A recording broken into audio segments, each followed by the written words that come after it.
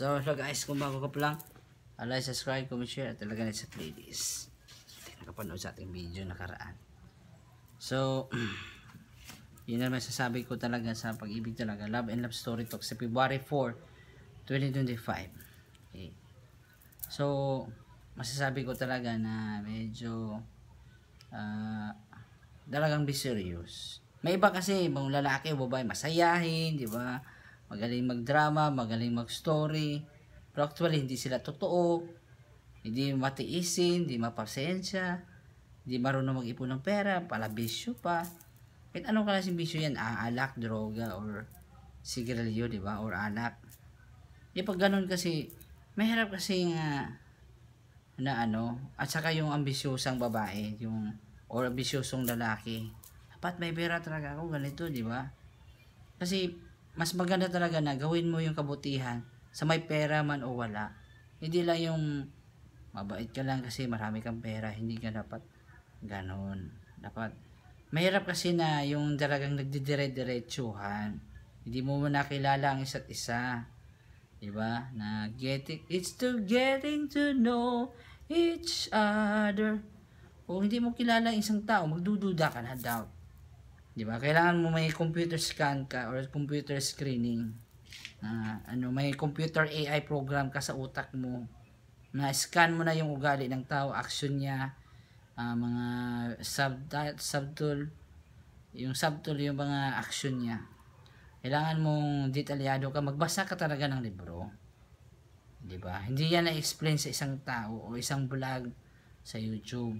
Kaya nakita mo nang may signs na in love siya sa'yo, pero hindi niya alam may ugali yun, hindi matured yun, mahilig sa gamings na magdudawda ka na, yung addict na sa sarili, tapos kahit naka-graduate yan, tapos hindi yan, talagang pag magsama-sama yung mga red flags, yung mga ganong tao, beeping dito, sigarilyo doon, walang self-control, barkada doon, inuman ng grabing alak, paano ka sasaya nun? Kasi magkasakit lang talaga.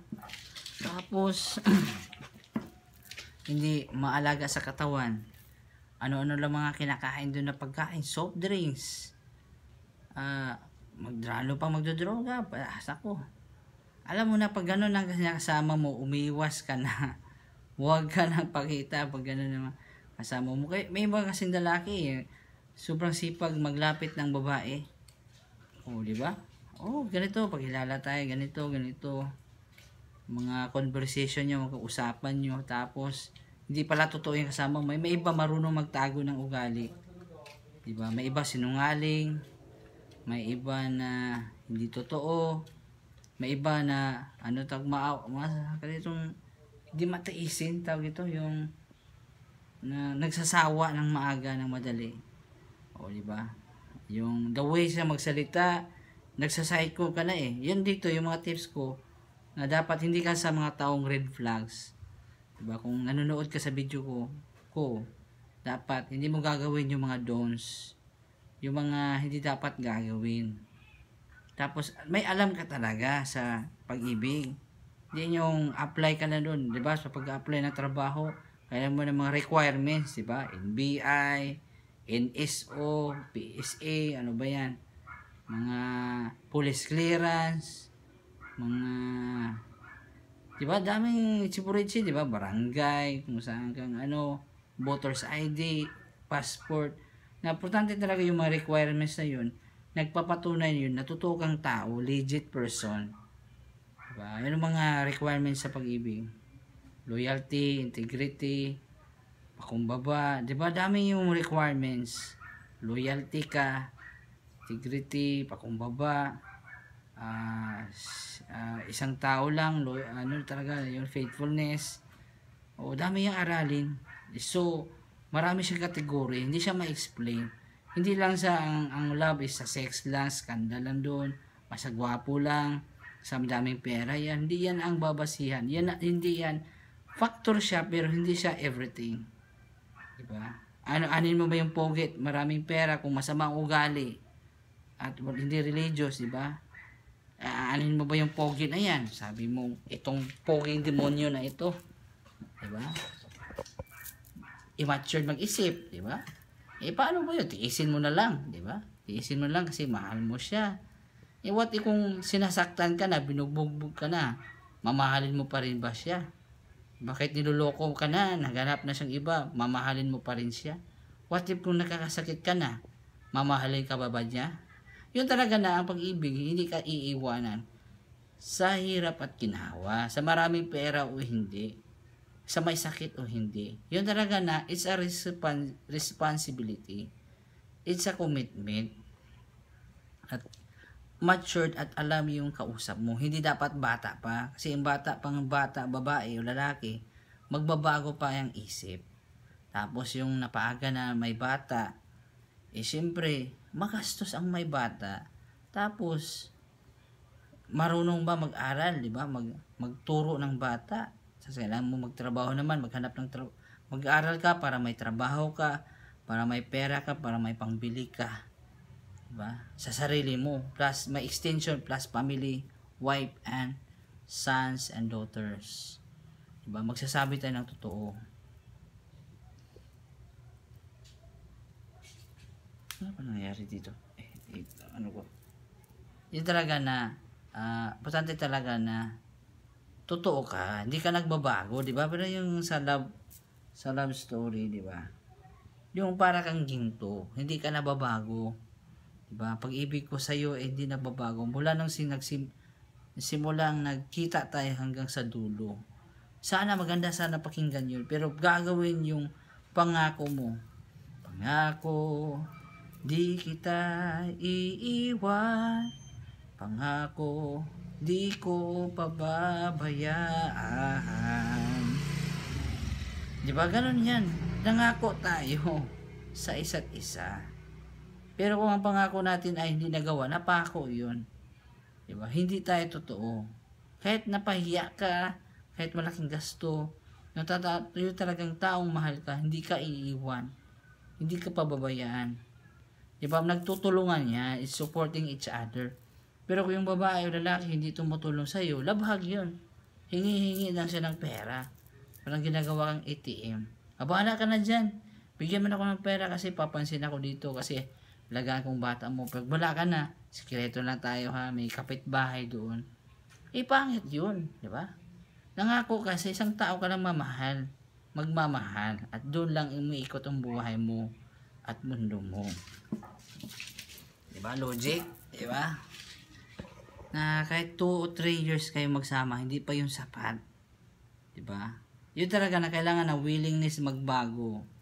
Willingness na gawin niya lahat. Kasi dahil sa ngalan ng pag-ibig, kahit kamatayan ang kapalit, diba? Hindi mo siya iiwan. Gagawin mo lahat, kahit magkasakit man. Diba? Yun talagang true love. True love waits. True love have patience. True love and understanding as true love has loyalty at integrity. Diba? Yung sinasabi natin, ginagawa natin. Kasi hindi yan natatago yung mga lahat ng ginagawa natin. Maliban lang kung sinisiraan ka. Diba? Ay magbubuli doon, ganito, do. May iba na iinggit lang.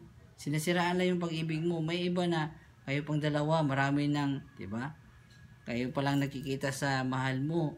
Dami ng mga controversy, madami ng mga chismis, marami ng mga marites, marami talagang hahadlang sa inyo. Marami talagang pipigil sa inyo. 'Di ba? Ang dami, 'di ba? Ano pa lang, na-crush mo lang, nakita mo pa lang isang tao. Marami nag-aagaw diyan. Yun talaga masabi ko na ang pag-ibig talaga parang sugal talaga. 'Di ba? Bakit wala sabing sugal? Kasi ready ka nang matalo at ready ka nang manalo. Kung takot kang matalo, patakot ka rin manalo. Diba? Risk-taker ka talaga. Fighter, hindi nanununtok. Fighter ka sa desisyon. Hindi ka takot. Diba? Try mo. Baka malay mo, mapanalo mo ang puso niya. Diba? Bihira yun na mapapanalo mo ang puso sa isang tao. Napagkatiwalaan ka. Diba? If you love me, keep my commandments, di ba? Nasa Bible yan. Kung hindi mo susundin yung mga utos niya, hindi mo mahal ang isang tao. Period. Di ba? Yun talaga na sa atin, na kung totoo talaga kang nagmamahal, gagawin mong lahat para lalo na kang God Yahweh, di ba, sa Bible. Di ba? Kahit gaano kahirap yan, maliban lang sa mga offer noon sa temple. Di ba? Ma-old o man yan kung ano bang paniniwala mo, sundin mong nasa Bible. At gumawa ka ng kabutihan. Yun ang show of respect of love sa kang God Yahweh at sa mga tao. Maano man ang religion niya. Di ba? O paniniwala niya. Yun ang tawag na respect. Respeto. Di ba? Hindi tayo ganun na bad boys, magsisigaw doon, ganito. Importante talaga na you are lovable. Diba? At alam niya na ikaw ay mapagmahal. Kung hindi tayo mapagmahal dyan, kasi self-center lang tayo, sarili lang inisip natin, di ba? Mahalin mo ako, di ba? Walang ginagawa. Dami talagang, alam mo, daming toxic people ngayon. Daming masasamang ugali. Maraming mga sinungaling at balabarkada. O, di ba? Ganun, no? Sama-sama sa gabi. Ay, kung nang ganun na masama na ng mga maling tao. Di totoo. Mahirap. Choosy talaga ako. Hindi ako na nagdidikta dito, nagtatago-tago ng desisyon. Tago ng pagkatao ko. Hindi tayo ganun. Totoo tayo, transparent. Diba? Kung gusto. Kung hindi. Ganun talaga yan. Straight to the point. Walang paligoy-ligoy pa. Diba? Gusto natin naman, hinanap natin mga totoong tao. Diba? Hindi yung, kasi mga tao kasi ganyan, na hindi tayo mapagmahal kasi hindi tayo pagkatiwalaan. Yun talaga na, kung hindi man perfect ang buhay natin, nagbago tayo. Diba? Hindi yung nagsisunungaling lang. Yun talaga mahilig tayo mag-psycho. Kung ano ba nagawa ng tao na ito, saan siya galing, ano bang ginagawa niya. Importante talagang backtracking. Pero hindi naman lahat ng kausap mo ay totoo. May iba sinisiraan ka lang. Yun talaga na huwag kang diretso maniwala at saka mismo sa pagkatao ng tao. Yun talaga na huwag kang basta maniwala. Anong sabi ng iba? Diba? Dalawa yan, titimbangin mo ang sitwasyon. Diba? At saka yung pag-uugali. Yun talaga na mahirap mag-scan. At yung hinahanap natin na mga standard, hindi yan basta-basta nahanap saan.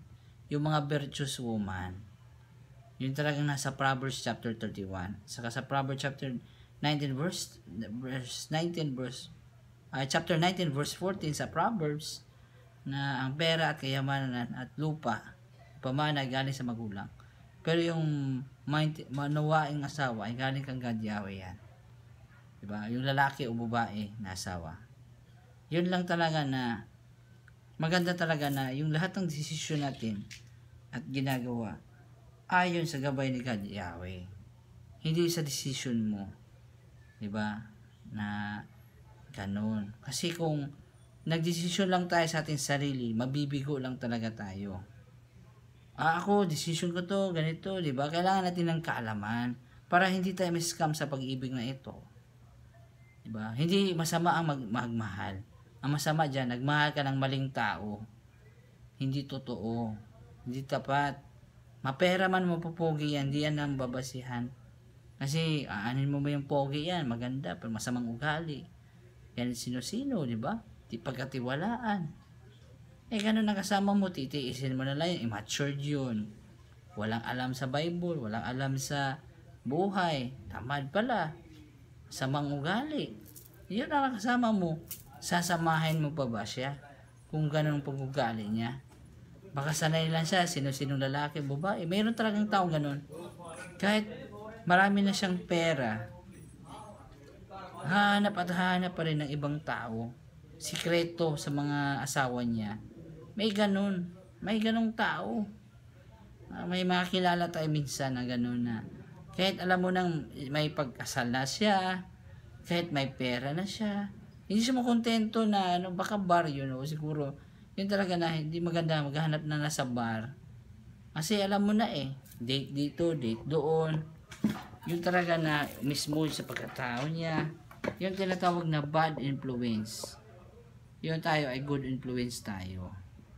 Ayaw talaga, huwag kang sasama sa mga bad influence. Kung nakita mo ng kasama mo, ganun na ang taong kasama mo, umiwas ka na. Huwag mo silang kukontrahin. Kasi mga taong a-advisean mo, nagagalit sila sa katotohanan, mangmang yun, iiwasan mo yun. Diba? Na nasayko mo na sa kaibigan pa ka, hindi ka pa umamin sa feelings mo. Nalalaman mo na siya sa kakaharap mo pa lang. Pag-practice pa lang, pag-imagine mo lang, pagkausap pa niya sa taong nakausap mo. Huwag kang pabulag-bulagan sa pag-ibig. Kasi ang bulag sa pag-ibig ay nabibigo na scam. Ma-scam ka lang talaga.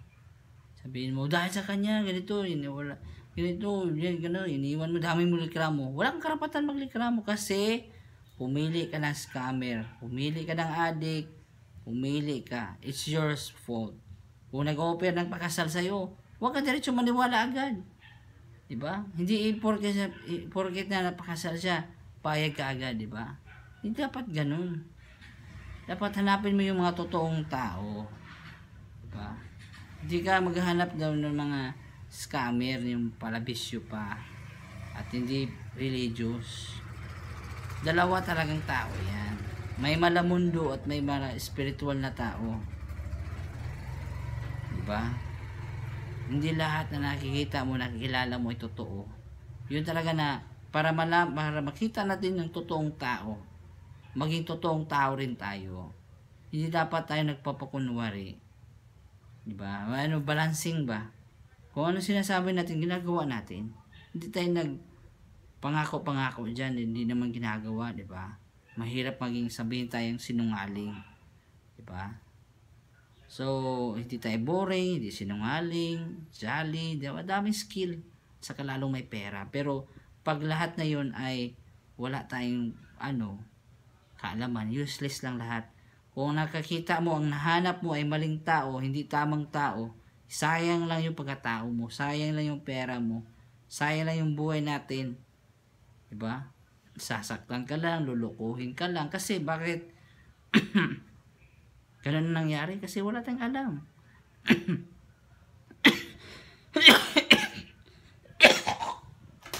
Excuse me. Siguro mismo maling tao rin tayo. Minsan siguro, excuse me. Siguro, siguro nangyari yun. Mali ang pinili mong tao. Palabisyo. Oh. Hindi naman malaki, matanda na kayo nagkita eh. Hindi naman mababagong isang tao. Hanapin mo yung talagang legit original person. Ba, na hindi tayo nagbabago, may prinsipyo. Pag nakita mong tao walang prinsipyo, magdalawang isip ka na. Diba? So, like, subscribe, comment, share, love you, peace, love you all. Dalawang video lang muna gagawin ko kasi yun, nakakapagod yung 3 video, no?